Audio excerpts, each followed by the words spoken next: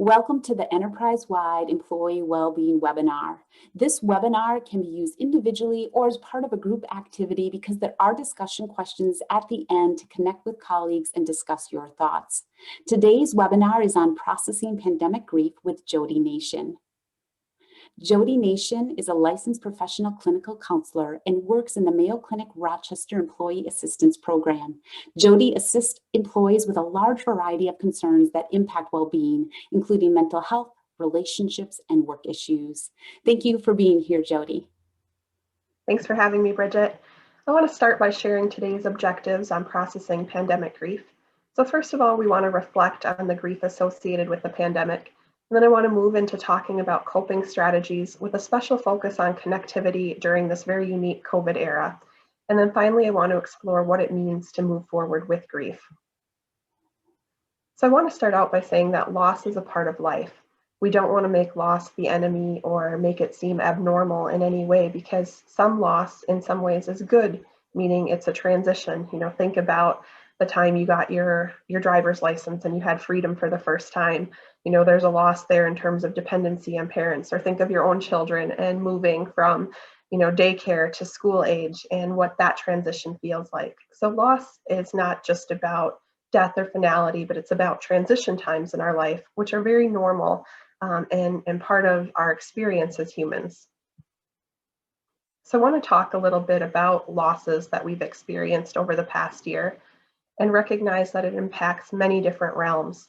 And maybe as we're going through this, you can reflect on your own losses in terms of how many of these boxes you would check, which for many of us, it's all of the above, plus maybe some I didn't mention. But work is one area that's changed drastically for us. You know, some of us have moved to full-time remote working. Others of us are working in a very different role capacity with different teams, learning new skills, kind of bolstering old skills that maybe we had.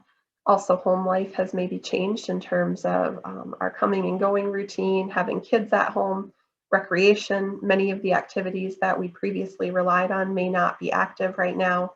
Our faith community may look different in terms of how we're gathering to worship or gathering, you know, in our own studies together. The school community, some of you may have kids that are in school full time. They may be 100% distance. They may be a hybrid model. And also just thinking about even those sports activities and ways that maybe you connected with other parents that aren't happening right now. Also additional experiences of loss, you know, celebrations, thinking about holidays, birthdays, anniversaries, other milestones that maybe you would normally gather for and just enjoy each other's company and share in that celebration. Also the ability to grieve. For those of us who have lost a loved one during this time, you know, our general funeral or grief process looks very different than what it did pre-pandemic. And for some, it's even being, you know, put off till we're hoping there's a time when we can gather in a more complete sense of group and mourning. So really that ability to have closure has changed for a lot of people, or to feel like there's some type of kind of ritual that brings us together and allows us to share in each other's grief. Also volunteer and give back opportunities. You know, many of us maybe were involved in a lot of community organizations, community events, things that aren't happening at the same level right now. And also routine, just the way that we did our morning commute or our commute home, the way we worked, you know, maybe having more distractions at home or sometimes less distraction than in the office. But again, that routine has been greatly altered on so many different levels. You know, our gym may not be open. Again, a lot of different losses. And these aren't to say that they're all bad, but we definitely miss those. And grief is kind of this continuum, not saying that, you know, losing a celebration versus a loved one is anywhere equal. But again, when we have all of these mini things building up, it can really impact us in a grave way. So I want to talk about some ways to cope with grief. Really, the first thing I can offer is to recognize that that process is much more gradual than most of us would like it to be. And often when we feel like we're doing well with something, you know, another small event or a minor comment might bring it all back for us. And that's completely normal. We want to really be able to acknowledge our feelings. Sometimes we want to push through and say, oh, it's no big deal. It's just fine. I don't need to worry about that. But really by accepting that, hey, I feel this way, it's one way to start that healing process. Not that we're going to stay in that space, but that acknowledging that it's okay for us to feel that way. and understanding that grief impacts us all differently. Some of us are able to, maybe process more inward. Some of us maybe need that outward and need that group experience. And it's okay that we each process it in our own individual way. We want to really boost our emotional well-being by taking care of our physical well-being. And that's something that we often neglect anyway, and especially when we're feeling maybe that things aren't going the way we want to, or we're feeling that real sense of sadness or loss, but really that physical well-being boost can help us emotionally. Try to be aware that there is a distinction between grief and depression. Grief is a completely natural and normal reaction, something that we don't want to ignore, where depression is something that really impairs our ability to function. It's a continuous occurrence that occurs for 2 weeks or more solid and feels like it's impairing our ability to do kind of our daily responsibilities or our functioning in some way. And if that crosses the line to depression, we definitely want to encourage you to reach out for help. Seeking support, finding those who can help you talk about your grief, who can sometimes distract you from your grief, but really surrounding yourself with those supportive individuals and making the time to connect. Because again, a lot of those connections don't happen as naturally as they may have in the past. Do not be afraid to reach out for professional help if needed. I know some feel that maybe that's a sign of weakness, or I'm not handling things on my own, or I should be able to do this. But the reality is it takes a lot of strength to say, hey, I'm not doing as well as I could. I need some help. So really reach out for that if needed. These are some symptoms that often go with grief that I think can be helpful to recognize, because often our bodies let us know that we're not doing well before our brains will ever really register that. So there may be some symptoms of fatigue, nausea, lowered immunity, weight loss or gain, aches and pains that aren't your norm, that you are experiencing, more headaches or backaches, neck pain, insomnia, or sometimes the opposite, sleeping too much as well. So again, sometimes these physical things can just be that cue that says, hey, what's maybe not working for me as well as it could be? I'm sharing the 5 stages of grief today just to kind of give an overview of what they look like, but I want to make it very clear that this isn't a progressive kind of stage, meaning you don't go to stage 1 to stage 2 to stage 3 and just continue advancing and it's something that's over. It can be very messy and complicated, and you might bounce from stage 1 to stage 4, back to stage 3, up to stage 5, and then back again. And that's a completely normal and natural part of grieving. So really the denial phase, thinking this can't be happening, the anger, why is it happening? Is there somebody to blame? Who can I direct this frustration I have toward? The bargaining stage, really thinking, okay, if this will not happen, if I can make this go away, I will do X, Y, or Z. The depression, I'm too sad to do anything, really that loss of motivation, really kind of retreating within. Acceptance, saying, I don't like what's happened, but I'm at peace with it. I understand that this is my reality, and I'm going to decide to accept it. So again, not a linear stage progression, but definitely sometimes helpful for us to think about the different emotions, the different stages that are completely natural. And I invite each of you at this moment to kind of look at your thumb and just reflect for a moment on how you experience grief and how you process it. And the reason I love this thumbprint analogy is because grief is as unique to each of us as individuals as our thumbprints are. And so really when you start to think about it, try to avoid comparisons. Not that you can't gain skills from others. That's great. If you notice that, oh, so-and-so did this and it was really helpful, I'm going to try that. That's wonderful.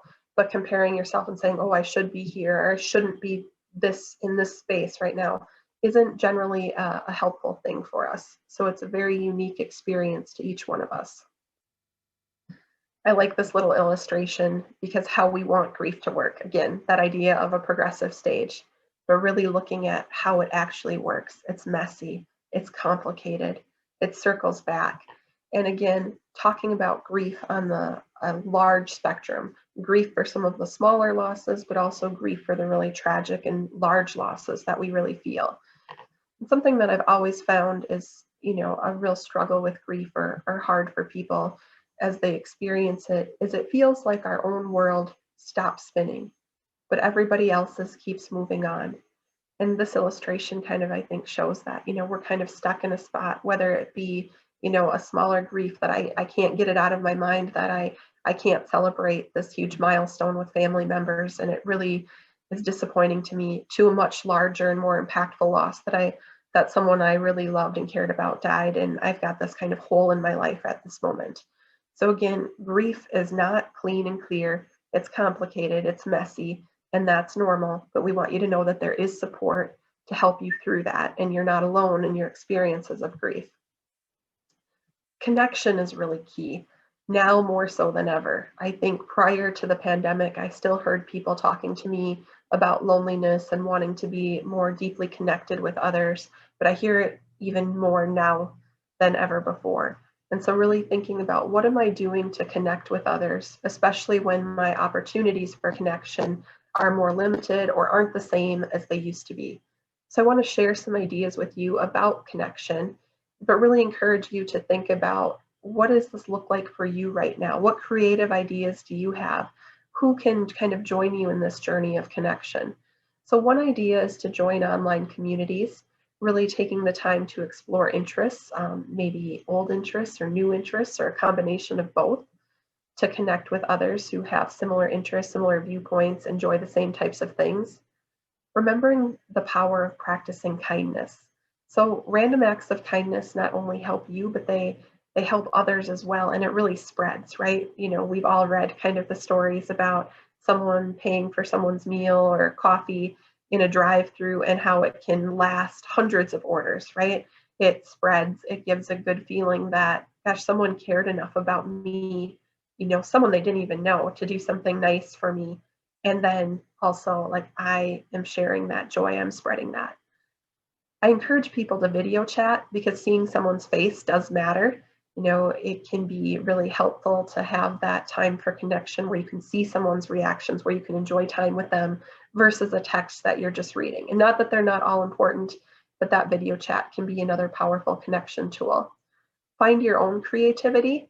And again, that comes to even ideas for connection. What creative ways can I connect with others? I've talked to people about having themed Zoom nights with other families, where maybe you dress like you're on the beach and you have snacks or a menu that echoes that, or you have some type of scavenger hunt with your family and have some type of themed movie night meal with your kids or your significant other.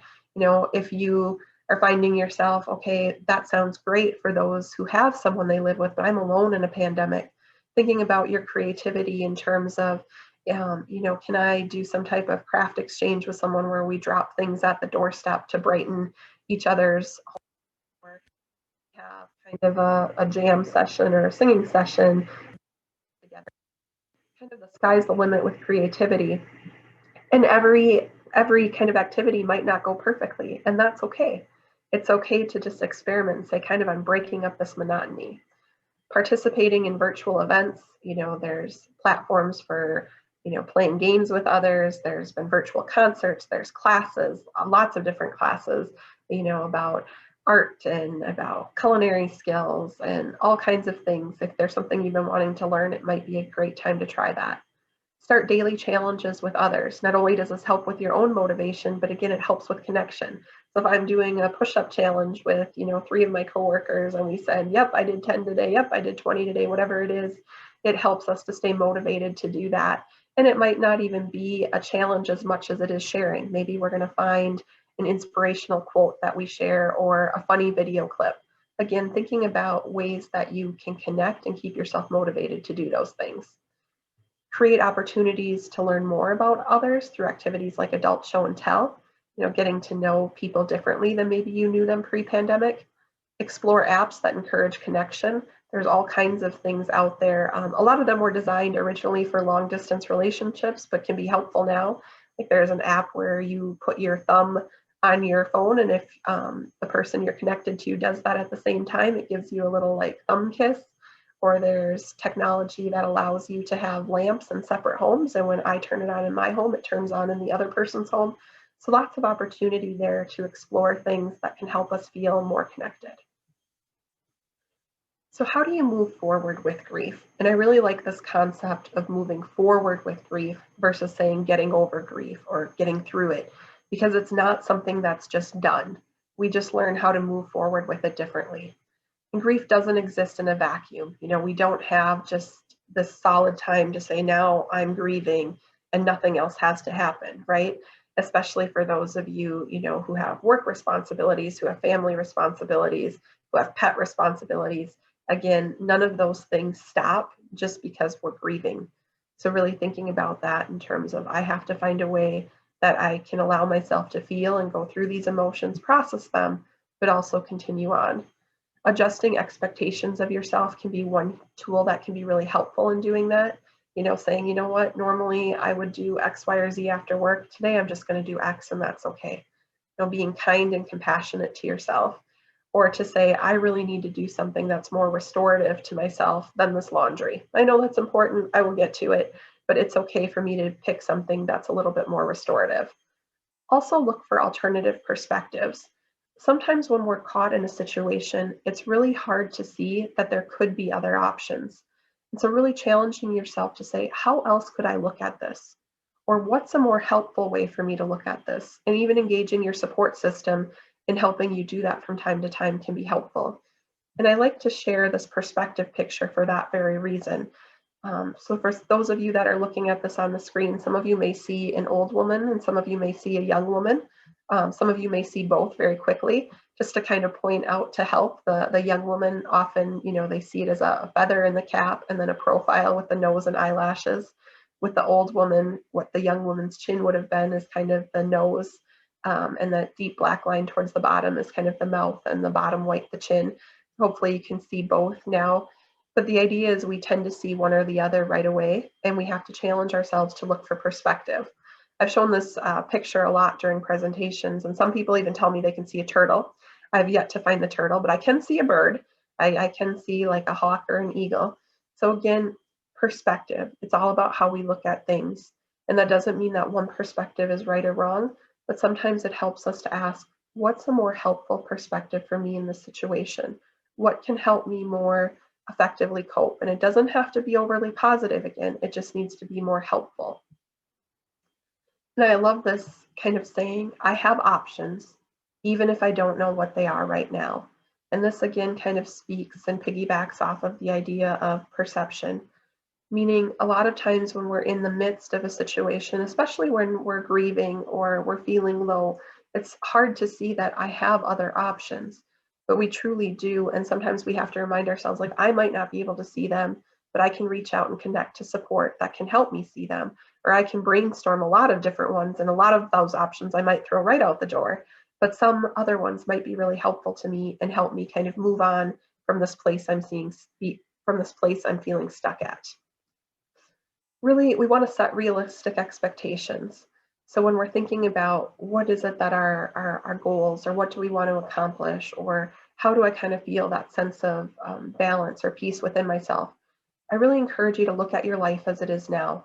Don't think about what it was pre-pandemic, because that's a comparison that is going to make it really difficult to set those realistic expectations and have things that you feel you can be successful at.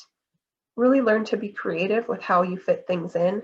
No, I've talked to in the past a lot of parents who are going through adjustment. They say, oh, I used to be able to, exercise and go on runs, or I used to, play music at least once a week, and now I can't do that.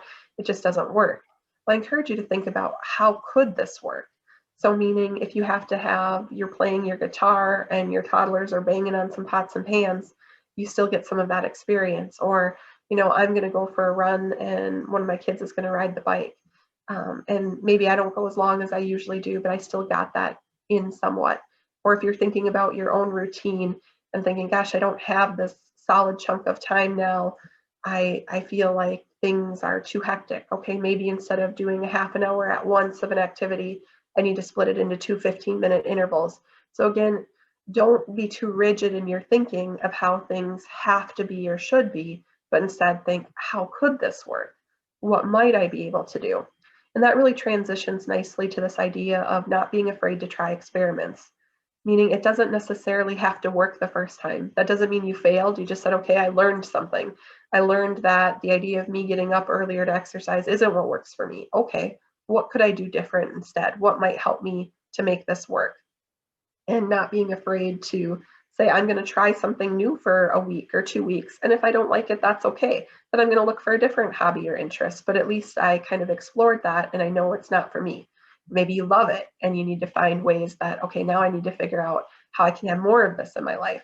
So don't be afraid to treat it as an experiment and not to look at it as a failure if it's not something that works out perfectly or you haven't found your new passion. Also really focus on what's not canceled.